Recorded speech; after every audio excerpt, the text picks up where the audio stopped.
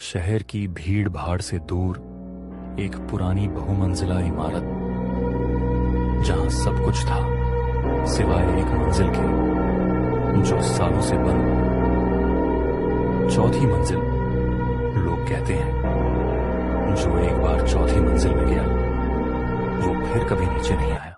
आरव, एक युवा पत्रकार जिसने इन सबको सिर्फ अफवाह माना, पर उस रात उसने तय किया कि वो सब कुछ कैमरे में रिकॉर्ड करेगा और सच्चाई दुनिया के सामने लाएगा।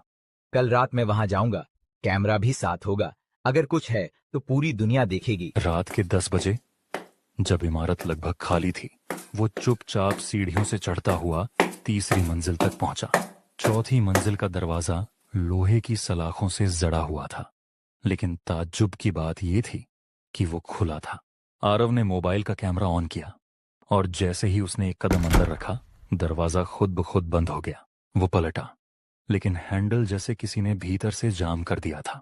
अंदर चारों ओर घना अंधेरा था, पर उसे सामने एक हल्की नीली रोशनी चमकती दिखी। जैसे ही वो गया, अंदर से एक पुराना झूला अपने आप झूलने लगा। झूले पर एक गुड़िया बैठी थी जिसकी आंखों से खून बह रहा था। आरव ने जैसे ही उसे छूने की कोशिश की, कमरे की दीवार पर अचानक एक चेहरा उभरा, ठीक वैसा ही जैसा उसका था। उसने पीछे हटना चाहा, लेकिन अब फर्श पर कोई नाम उभरने लगा था। आरव, तुम भी अब हमारे साथ हो। दूर कोने में किसी ने फुसफुसाते हुए कहा, जो चौथी मंजिल में आता है वो कभी नीचे नहीं जाता। पूरी मंजिल में सायरन जैसी तेज आवाज गूंजने लगी, जैसे कुछ बहुत बुरा होने वाला हो।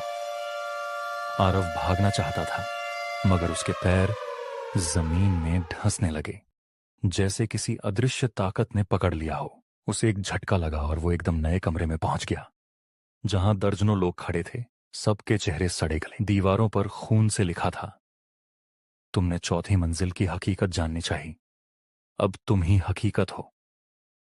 आरव ने खुद को आईने में देखा और पाया कि उसका चेहरा अब वैसा ही हो चुका था जैसा उन लोगों का था। सालों बीत गए और वो मंजिल आज भी बंद है। कभी कभी रात को लोग कहते हैं कि कोई रिपोर्टर सा लड़का खिड़की से झांकता है, लेकिन जो भी उसे देखने जाता है वो फिर कभी वापस नहीं आता। क्या तुम चौथी मंजिल की सच्चाई जानना चाहोगे?